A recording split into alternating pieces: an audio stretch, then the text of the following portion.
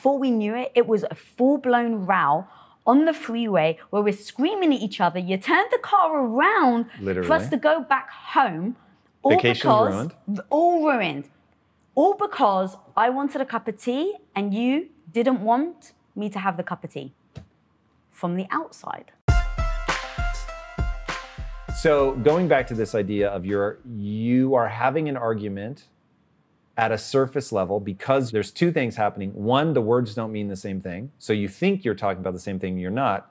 But then to compound issues, people are almost never talking about the real issue. And so tell people, so what's the biggest fight that you and I have ever gotten in? Okay, well, we were driving, we were probably 2 years into our marriage, and we were dirt poor, and you had saved and surprised me on this wonderful road trip, and you had saved every penny for us to get there. And so the plan was we were gonna get up, jump straight in the car, and then get there. So morning comes, so excited, I get up, I go make my tea. This is a great example of the difference between sex in men and women, by the way.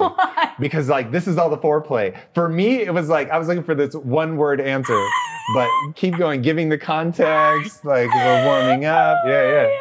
Well, it gives the idea. No, I truly, if people knew what was in my head, what I was expecting you to say when I asked that question, answer. And then what I'm getting, it's like, oh my God, this is the difference between like literally how men approach sex and how women approach. Anyway, we'll I'm sure at some point talk about sex, but for now, keep going. Okay, so we go to get up, I go make my tea, and you start getting irritated with me. I don't understand why you're getting irritated. I want my tea, you want to get in the car. We start bickering. You know, one of those arguments you kind of, early days, you're just bickering about something. You get in the car. Before we knew it, it was a full-blown row on the freeway where we're screaming at each other. You turned the car around for us to go back home. Vacation's ruined. All ruined. All because I wanted a cup of tea and you didn't want me to have the cup of tea from the outside. That's what it seemed like. Right. Our biggest argument was over a cup of tea, which is what I was thinking you would say. So fascinating. But of course, it wasn't about the tea. And that ended up, so going back to this love thing, is it seems self-evidently true to me that you were being disrespectful to me by having the cup of tea. Self-evident. And so it didn't make sense to me to need to address why it was problematic and disrespectful for you to have the tea. So to me, you were drinking the tea.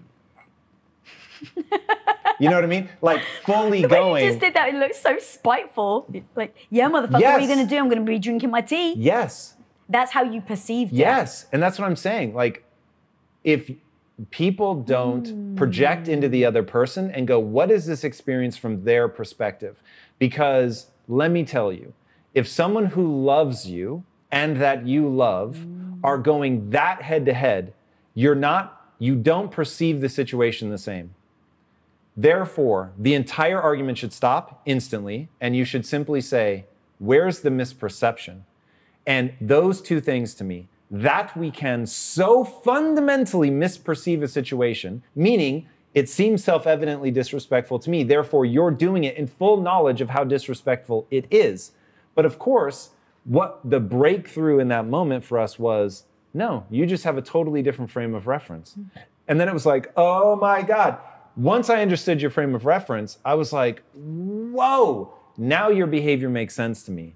And it isn't you being spiteful. It goes from to, right? You're just excited to have the cup of tea, to share the time and the space. And what made a great vacation is setting it off like great with my cup of tea, and I don't have to rush, and you're going to be sweet, and then you'll get annoyed with me. So I got annoyed that you were annoyed. And in fact, I totally it just hit me what you're saying. Because yes, I'm like, but if he loves me. Right, now you're articulating your frame of reference. Thank you. If he loves me, then doesn't he want me to enjoy my cup of tea? If this vacation is supposed to be a gift to me, which he said it was, and he loves me, then why isn't he being sweet and kind and graceful when I say, hey, I just want to spend the first 30 minutes having a cup of tea? Love isn't enough. Homie, Love is definitely not enough.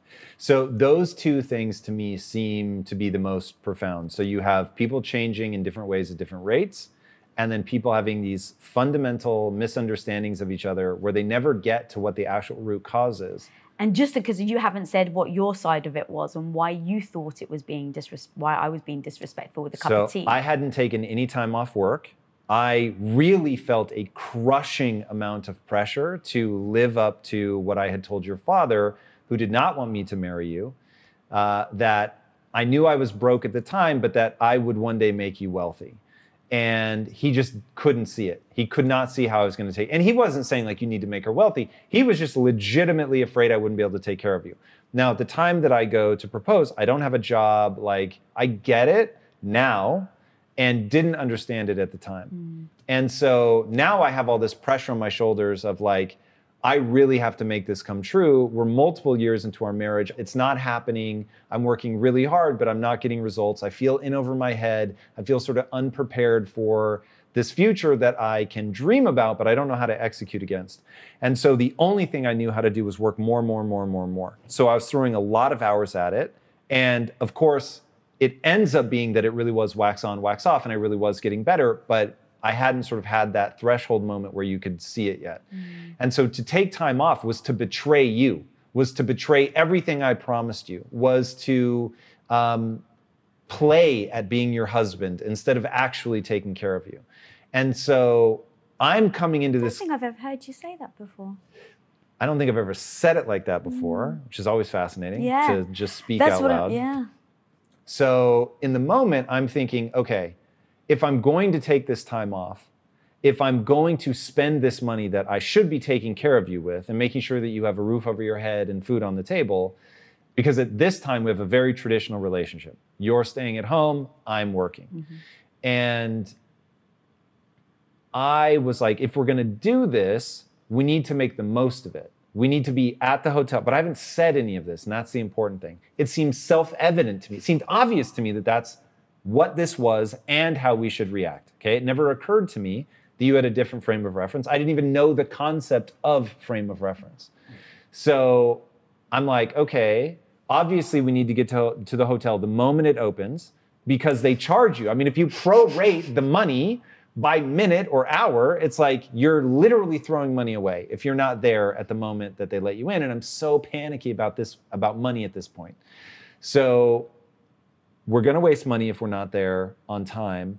And then I'm not working. So we should be on vacation. We shouldn't be sitting in our apartment where we are all the time drinking tea. Like it just, it seemed to not acknowledge that this was a huge sacrifice for me, that taking time off felt so risky, spending money felt so risky, and here you were doing something that we could do on any weekend. And so we get in the screaming match, we turn around, we're driving back, and at that point I finally, like, am playing the scene in my head, you're having the biggest fight of your life over a cup of tea. And just saying those words in my head was like, there's no way this is about a cup of tea. And that insight is why I do impact theory. No joke. It's indicative of why I do impact theory, where it's like, I don't know that I earned that insight, but I had it and it was life-changing. And so now it's like, all I try to do is encounter other people's information where, hey, maybe you've had an insight that I haven't had that'll change my life. And then all the insights that I've had, like, may save somebody else. So it was realizing there's no way this is about a cup of tea. What is this about? And that one question changed the course of our marriage. Because then we said, what is this? And now people have to imagine two young kids. So you're at this point 24 maybe? Yeah, about 24. I'm 27, so maybe should have known a little better, but still very young. And we fumble through it. And in the end, we realize, oh my God, you have a totally different frame of reference than I have, and I have a totally different frame of reference than you. And from that moment, every time we get in a fight, we're like, we're at the T. What's the real argument? So that's the chasm to me.